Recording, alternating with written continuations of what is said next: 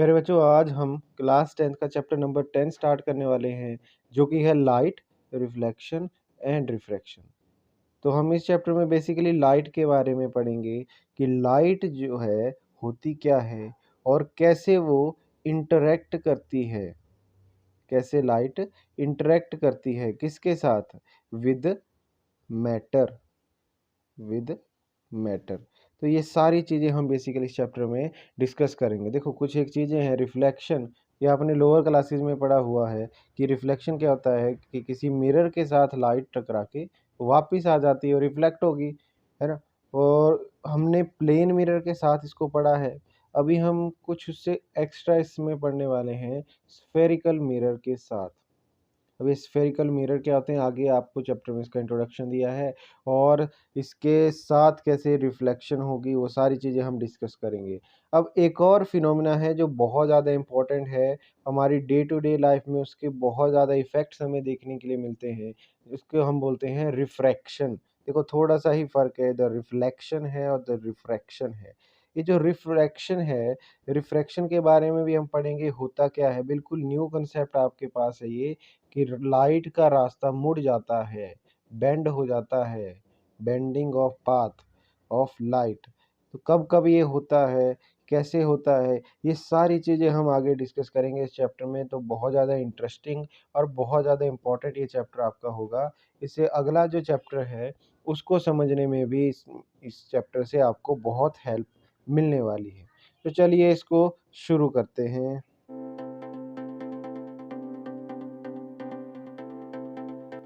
Hello everyone, welcome to chemistry कक्षा। Myself Nikhil. Video start करने से पहले अगर आपने हमारा चैनल अब तक सब्सक्राइब नहीं किया है तो उसको सब्सक्राइब करें और बेल आइकन को ज़रूर दबाएं ताकि आप फ्यूचर में कोई भी अपडेट मिस ना करें। We see a variety of objects in the world around us. However, we are unable to see anything in a dark room. हम ऐसे तो हमारे आसपास बहुत सारी चीज़ें देख सकते हैं, पर अगर अंधेरा कमरा हो या किसी ऐसी जगह पे हम हो जहाँ पे लाइट कम है, तो वहाँ पे चीज़ें अच्छी तरीके से हमें विजिबल नहीं होती। On lighting up the room, things become visible. पर जैसे ही हम लाइट ऑन करते हैं और जो चीज़ें हमें दिखना स्टार्ट हो जाती है, हम सारी चीज़ें आसानी से देख पाते हैं। ठीक है, तो यहाँ से हमें पूछ रहा है कि व्हाट मेक थिंग्स विजिबल। तो आप अंदाज़ा लगाएं और बताएं कि ऐसी क्या चीज़ होगी जो चीज़ों को विजिबल बना रही है, चीज़ों को देखने में हेल्प कर रही है। सिंपल है, आप खुद बता सकते हैं कि ऐसी कौन सी चीज़ है। वो है लाइट। तो लाइट क्या है? Light basically it is a form of energy. एक एनर्जी की फॉर्म है which produce sensation of site, जो हमें देखने में चीज़ों को हेल्प करती है। सेंसेशन ऑफ साइट प्रोड्यूस जो करती है उसी को हम लाइट बोलते हैं। During the day sunlight help us to see object. दिन के टाइम पे हम सूरज की हेल्प से तो देख पाते हैं, पर कैसे देख पाते हैं? हर चीज़ के पास अपनी लाइट तो होती नहीं है। जैसे सूरज के पास अपनी लाइट है, जो बल्ब होते हैं, ट्यूब लाइट होती है, उनके पास अपनी लाइट है। उनको हम देख पाते हैं, वो तो चीज़ समझ में आती है, वहाँ से लाइट आ रही है और हमारी आँखों पे पड़ रही है, हम उनको देख पा रहे हैं। बाकी के जो ऑब्जेक्ट्स हैं, जिनके पास अपनी लाइट नहीं है, उनको हम कैसे देख पाते हैं? तो सिंपल सा आपने लॉजिक से इसको समझना है। जैसे आप मून को देख पाते हैं, मून को कैसे देख पाते हैं? मून के पास अपनी लाइट तो है नहीं, तो वो क्या करता है? वो जो भी सन से या सूरज से उसके ऊपर लाइट पड़ती है, उसको रिफ्लेक्ट करता है हमारी आँखों की तरफ को। तो उसी लाइट से हम मून को भी देख पा रहे हैं। देखो, सेम थिंग्स हमने, सेम लॉजिक हमने यहाँ भी अप्लाई करना है। कैसे? The object reflect light, fall on it. This reflected light, when received by our eyes, enable us to see things. तो बिल्कुल सेम ही लॉजिक यहाँ पे इन्होंने बताया कि जब भी लाइट किसी ऑब्जेक्ट पर पड़ेगी तो ऑब्जेक्ट क्या करेगा? आपने याद रखना है, ऑब्जेक्ट हर डायरेक्शन में लाइट को रिफ्लेक्ट करके भेजेगा। हर डायरेक्शन में लाइट को रिफ्लेक्ट करेगा वो। और देखो, उन रिफ्लेक्टेड लाइट्स में से, रिफ्लेक्टेड रेज में से एक आधी रे हमारी आंखों की तरफ भी आएगी और हमारी आंखों पे गिरेगी, तो हम जो है उनको देख पाएंगे। तो देखो, जब भी आप किसी ऑब्जेक्ट को देख पाते हैं तो वो ऑब्जेक्ट क्या कर रहा होता है? हर बार उस पे पड़ने वाली लाइट को रिफ्लेक्ट कर रहा होता है। देखो तभी हम अंधेरे कमरे में नहीं देख पाते, क्यों? क्योंकि वहाँ पे ऑब्जेक्ट पे लाइट पड़ती ही नहीं है, उस पे लाइट पड़ेगी ही नहीं, तो रिफ्लेक्ट क्या करेगा? वो रिफ्लेक्ट करेगा ही नहीं कुछ भी, और कुछ भी रिफ्लेक्ट नहीं करेगा तो हमारी आँखों की तरफ भी कुछ नहीं जाएगा और हम कुछ भी नहीं देख पाएँगे, तो हमें अंधेरा दिखाई देगा, सिंपल सा है ना? तो ये आपको क्लियर हो गया होगा, ये आपने प्रोसीजर याद रखना है कि हम कैसे चीज़ों को देख पाते हैं। We are able to see through transparent medium as light is transmitted through it। यहाँ पे हमें बता रहे हैं कि जो ट्रांसपेरेंट मीडियम है, हमने पढ़े हैं ट्रांसपेरेंट मीडियम, थोड़ा सा मैं आपको याद करवा देता हूँ। ऐसे मीडियम जिनके आर पार लाइट जा सकती है, जैसे कि हो गया एयर, जैसे कि हो गया क्लियर वाटर, तो एयर और वाटर में से जैसे कि हो गया ग्लास, है ना? तो इन सभी में से लाइट आर पार चली जाती है, तो उनके आर पार हम देख पाते हैं, ऑब्वियस ही है, हमें सभी को पता है ऐसा। There are number of common wonderful phenomena associated with the light such as formation of image by mirror. Image formation mirror की हेल्प से कैसे होती है, ये भी लाइट से रिलेटेड फिनोमिना है। ट्विंकलिंग ऑफ स्टार, ये भी लाइट से रिलेटेड है। Beautiful colour of rainbow, rainbow कैसे बनता है, ये भी लाइट से रिलेटेड है। And bending of light by a medium, एक मीडियम कैसे लाइट को बेंड करता है, मैंने अभी आपको बताया रिफ्रैक्शन के बारे में। तो वो सारी चीज़ें हम जो है सारी चीज़ें जो है लाइट से रिलेटेड हैं। Study the property of light help us to explore them. तो इन सभी के ये सारी चीज़ें क्यों हो रही हैं, कैसे हो रही हैं, ये सारी चीज़ें हम बता सकते हैं, समझ सकते हैं, इनको और ज़्यादा एक्सप्लोर कर सकते हैं। बस हमें ये पता होना चाहिए कि लाइट की प्रॉपर्टीज़ कौन-कौन सी हैं, क्या उसकी प्रॉपर्टीज़ हैं। तो इस चैप्टर में बेसिकली हम इस लाइट की प्रॉपर्टीज़ के बारे में ही स्टडी करने वाले हैं अब। ये फिज़िक्स की एक ब्रांच है, जिसमें हम लाइट की प्रॉपर्टीज़ को स्टडी करते हैं, उसको बोलते हैं ऑप्टिक्स। चलो आगे देखते हैं। By observing the common optical phenomena around us, we may conclude that light seems to travel in straight line.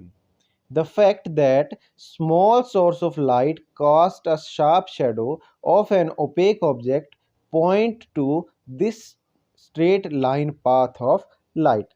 तो हमें बता रहा है कि हमने जो कॉमन फिनोमिना लाइट से रिलेटेड समझे हुए हैं, पढ़े हुए हैं, उनसे देख के तो हमें ऐसा ही लगता है कि लाइट हमेशा सीधे रास्ते में ही मूव करती है, स्ट्रेट पाथ में भी मूव करती है। जैसे कि एग्जांपल के लिए इन्होंने बताया कि अगर देखो लाइट को हम एक रे से इंडिकेट करते हैं यूजुअली, तो लाइट को हमेशा रेज़ जो हैं हमेशा सीधे पाथ में आपको मूव करती हुई नज़र आएँगी। पर एक ओपेक ऑब्जेक्ट कैसा होता है? ओपेक ऑब्जेक्ट होता है जिसके आर-पार लाइट नहीं जा सकती। तो अगर लाइट के पाथ में, इन रेज़ के पाथ में एक ओपेक ऑब्जेक्ट रख दिया जाए, तो उसके पीछे बन जाती है उसकी शैडो। देखो क्योंकि लाइट जो है मुड़ नहीं सकती है, वो सीधा ही जा सकती है। तो वो इसके पीछे जो है वहाँ पे तो दिखेगी नहीं लाइट, वहाँ पे कुछ भी नहीं होगा, और आस-पास की जो लाइट है वो पहुँच जाएगी और जो लाइट ऑब्जेक्ट के साथ टकराएगी उसकी हमें दिखेगी पीछे एक क्लियर शैडो दिखेगी। तो यहीं पे हमें समझाने की कोशिश कर रहा है कि जो कॉमन ऑप्टिकल फिनोमिना है, फिनोमिना होती है कुछ घटनाएँ, ठीक है? जो हमारे सराउंडिंग में, जैसे कि ये एक घटना हो गई किसी चीज़ की शैडो बनना। तो शैडो बनने की जो घटना है, इससे हमें ये तो चीज़ क्लियर हो रही है कि लाइट हमेशा सीधे रास्ते में चलती है। पर वो क्या हमेशा ही सीधे रास्ते पे चलती है? ये क्वेश्चन यहाँ पे अराइज़ होता है। तो देखो, यहाँ पे आपको आगे और बहुत सारी नई चीज़ें बताएँगे, पर उससे पहले एक छोटा-सा मोर टू नो हमारे पास है। ये क्या चीज़ है? If an opaque object on the path of light become very small, light has tendency to bend around it and not walk in straight line। हमें यहाँ पे देखो बता रहा है, नई चीज़ एक बता रहा है। देखो अभी तक हम तो यही समझते थे कि लाइट सीधे लाइन में ही चलती है, मुड़ती नहीं है कभी भी। पर यहाँ पे एक चीज़ हमें बता रहा है कि लाइट के रास्ते में रखा हुआ ओपेक ऑब्जेक्ट अगर बहुत छोटा हो, तो लाइट उसके कॉर्नर के अराउंड बेंड हो जाती है, मुड़ जाती है। An effect known as diffraction of light. और इस इफ़ेक्ट को बोलते हैं डिफ्रैक्शन ऑफ लाइट। लाइट के पाथ का ऐसे मुड़ जाना किसी ऑब्जेक्ट के अराउंड, उसी को बोलेंगे diffraction of light. Then the straight line treatment of optical wave fails. तो इसकी वजह से क्या हुआ, जो हम अभी तक सोचते आए हैं कि लाइट हमेशा सीधे रास्ते में चलेगी, वो चीज़ तो फेल हो गई यहाँ पे। देखो तो यहाँ पे हर बार आपको याद रखना है, हर बार लाइट सीधे रास्ते पे नहीं चलेगी।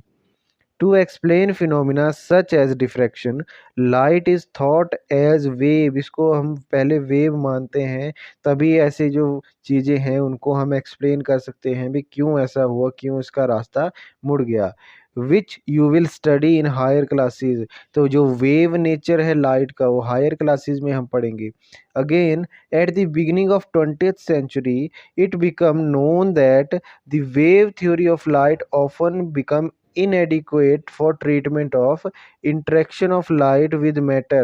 तो बहुत सारे 20th सेंचुरी की स्टार्टिंग में ही बहुत सारे हमने ऐसे भी एग्जाम्पल देख लिए, ऐसे भी केसेस हमें हमारे पास आ गए कि जिनमें हमें ऐसा लग गया पता कि लाइट जो है उसकी सारी प्रॉपर्टीज़ को वेव नेचर से नहीं बताया जा सकता।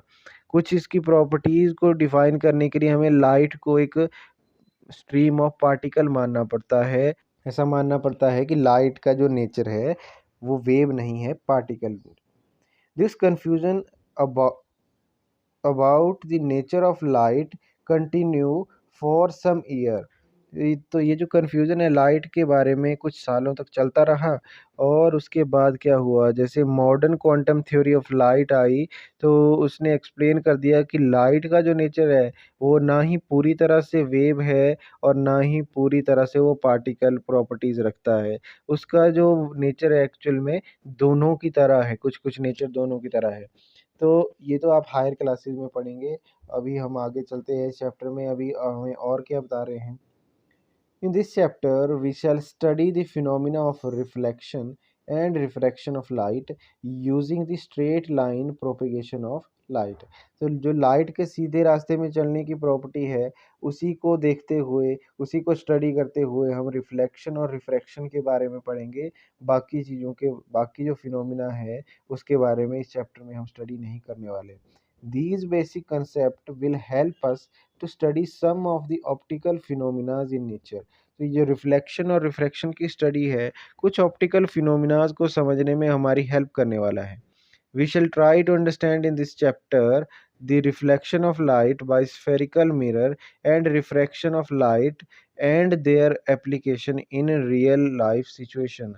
तो इस चैप्टर में बेसिकली हम रिफ्लेक्शन लाइट की कैसे होती है, रिफ्रैक्शन कैसे होती है और रियल लाइफ सिचुएशन में उनकी क्या एप्लीकेशन है, वो सारी चीज़ें जानेंगे। तो ये था हमारे पास इस चैप्टर का इंट्रोडक्शन। इससे अगली वीडियो में हम लाइट की प्रॉपर्टीज़ को पढ़ना स्टार्ट कर देंगे। फर्स्ट प्रॉपर्टीज़ की देखेंगे रिफ्लेक्शन ऑफ लाइट। अभी के लिए थैंक्स फॉर वॉचिंग। आपको हमारी वीडियो कैसी लगी हमें कमेंट बॉक्स में लिख के ज़रूर बताएं।